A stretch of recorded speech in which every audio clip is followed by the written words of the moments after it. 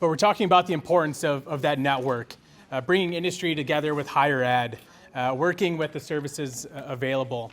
But it's really about developing that network. MSU, the international students represent 10% of their class, of their student population. In the fall of 2022, the university enrolled over 1,400 international students. Jacy Fry is the director of the Kearney International Center at MSU, where she leads a team of 10 full-time staff and over 20 students who are responsible for the recruitment and retention of international students. And that team provides the comprehensive services, including cultural adjustment, immigration advising, employment, internship guidance, and community involvement. So Jacy's going to talk more about what it's like at the higher ed level and some of the gaps and the opportunities and how we can all come together to lift the tide to rise all boats. So please help me welcome Jacy. So I am not a teacher or a faculty member like ProMeet was, so my slides will not be nearly as cool, but I hope our conversation is as exciting. My colleagues from the Career Development Center were not able to join us today, so I said I would moonlight for them, so wish me well. They're understaffed, just like my office is, and so it's kind of takes a village these days.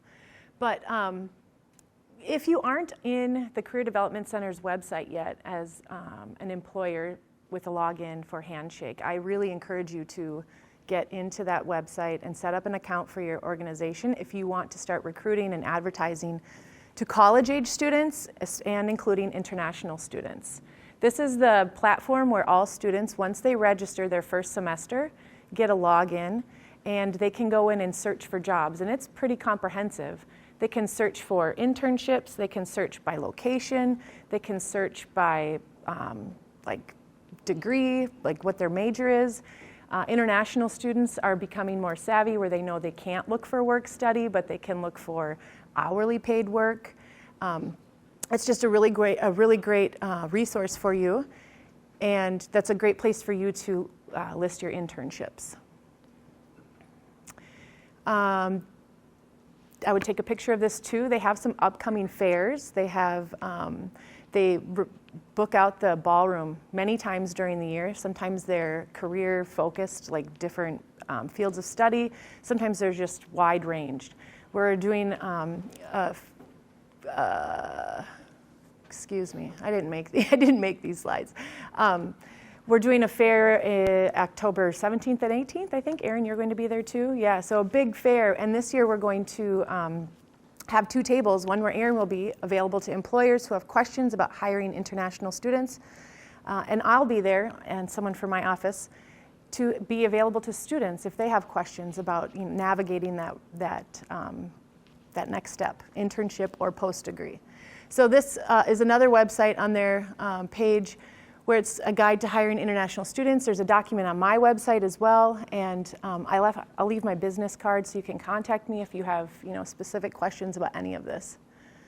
And Erin, you made this slide too. So yeah, this is the expo that we'll be having in a couple weeks.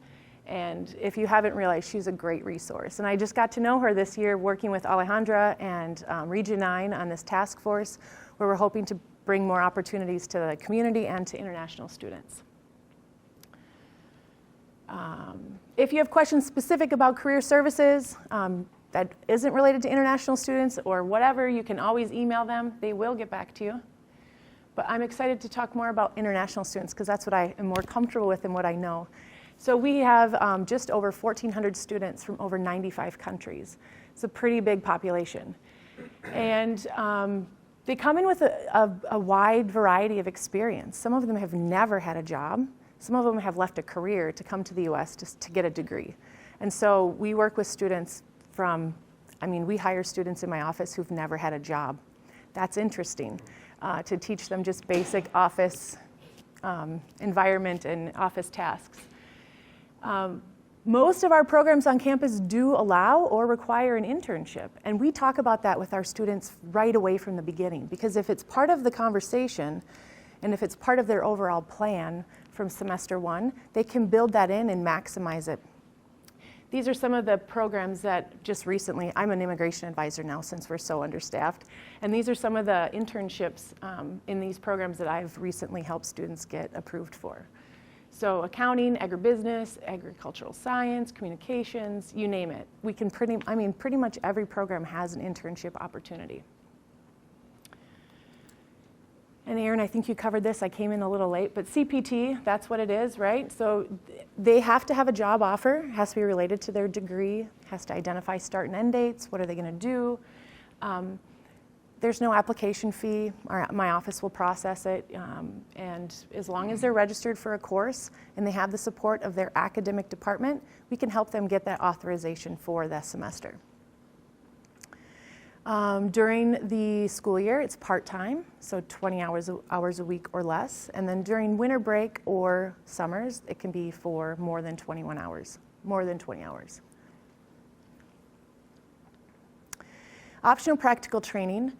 This is, I know that I heard you talk about pre-completion OPT. That doesn't happen very often in our school because we have so many internships in CPT, but that is an option.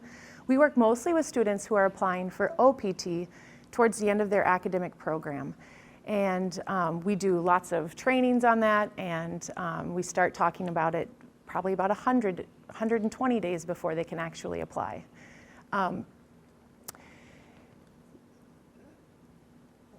It has to be within the program that they've just completed. So Aaron had talked about some STEM-approved majors too. The SIP codes, I'm trying to think about some of the conversations we had. The universities and the academic departments determine what the SIP code is, and that's what anchors that program into that STEM or the associated SIP code. And so that's a conversation I'm trying to have with some academic departments in our college, in our colleges, because I want them to, if you're going to do a curriculum change, think about the curriculum that you have. How can you take a look at these lists of STEM-approved majors, and what can you do to the curriculum or your program to plop it into a STEM-approved SIP code? In our business school especially, there's a few different programs that I feel like they look like they could be in that program, but their SIP code is not matching, and that's really hard to tell a student.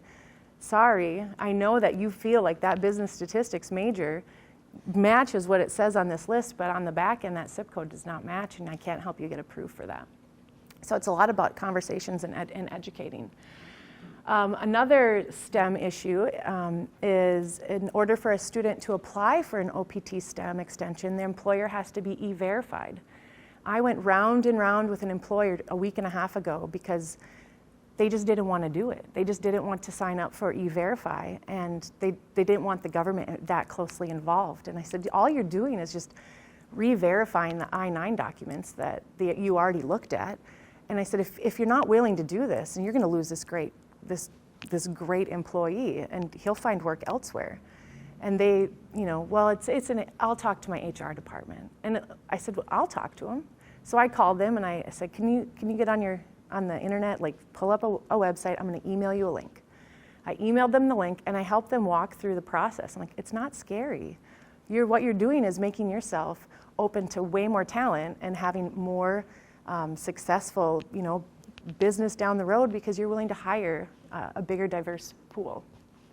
So it's about conversations and just making it not scary. We say demystifying the hiring of an international student all the time in my office. Yeah. When students start talking about they're in the late stages of OPT getting ready for STEM and they start talking about H-1B, I'm like, hold up.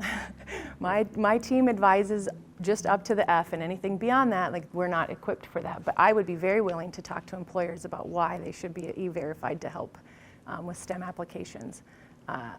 Alejandra, I think this would be a great idea for the task force to explore. We have a running list of goals, and this would be a really great one, I think. And I tell students, they hear about H-1Bs. It's like the big dream of coming to the U.S. and getting a worker visa. But I'm like, use all of your OPT, use it, because that's where you get choice. You get to figure out where you want to live in the U.S. You get to try different parts of the work, of the degree that you got. And try that all out, exhaust it, because that's maximizing your employment time in the U.S. too. But Garrett was talking about, how do we get the industry and the academic fields connected, and how do we get them at the same table? I really think one key tool would be getting to know someone in an academic department, like finding a champion that is teaching in the field in which your business is in and making those connections. Students come to our office and they'll say, I'm looking for an internship in marketing for whatever. I'm like, I can help you with the work authorization. I don't have the connections. It's the academic departments, it's the faculty.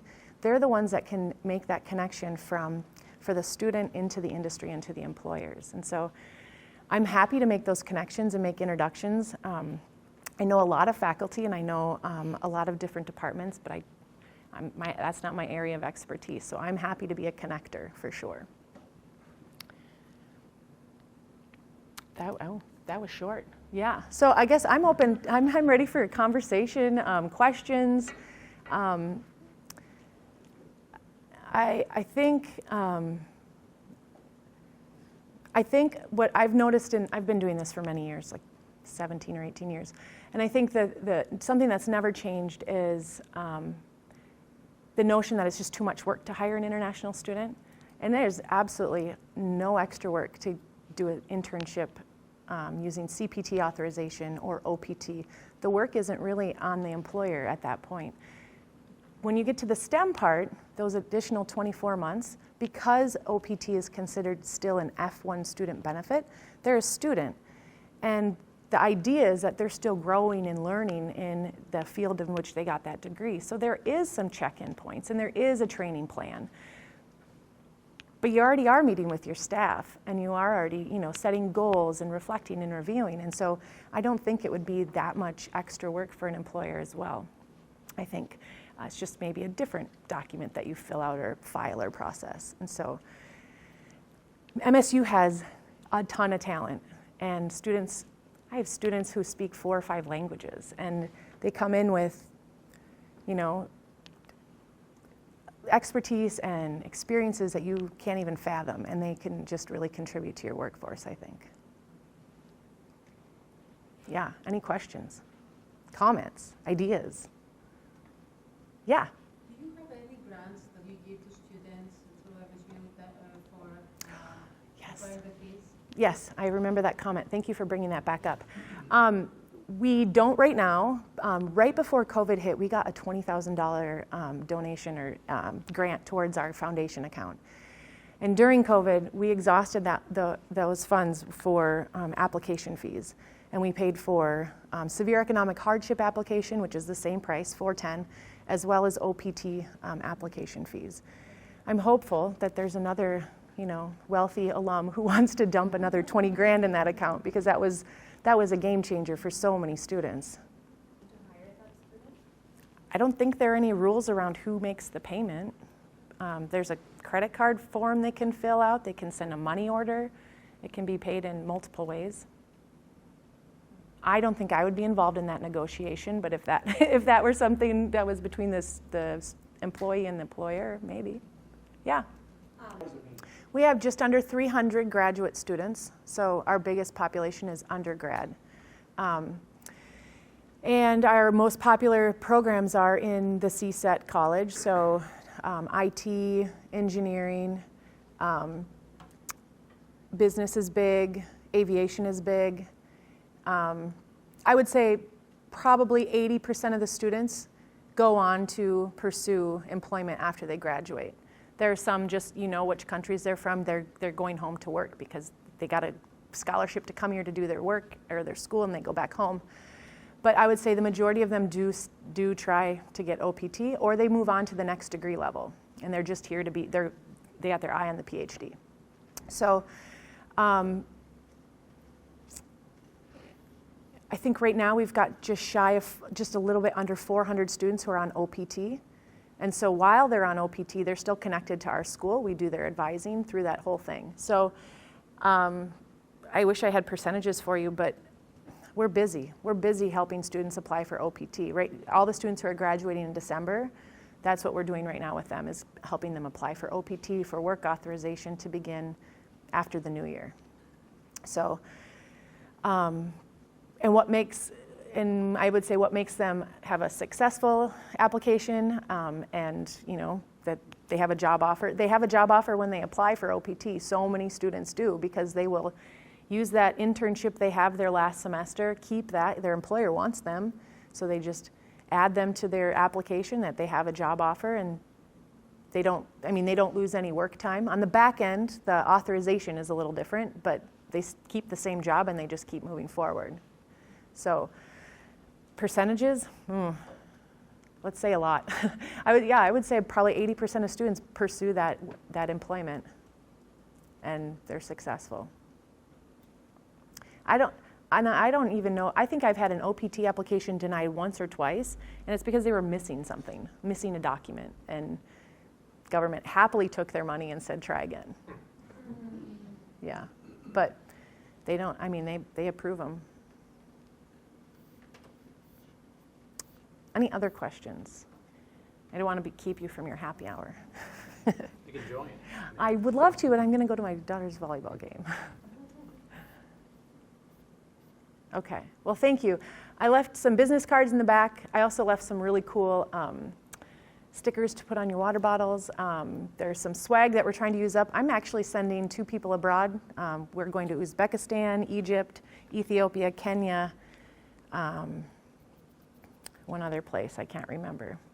But that's where we're going this fall, recruiting students. And so brought a little extra swag for you. So help yourself. But thanks for having me. Thanks, Jason. Yeah.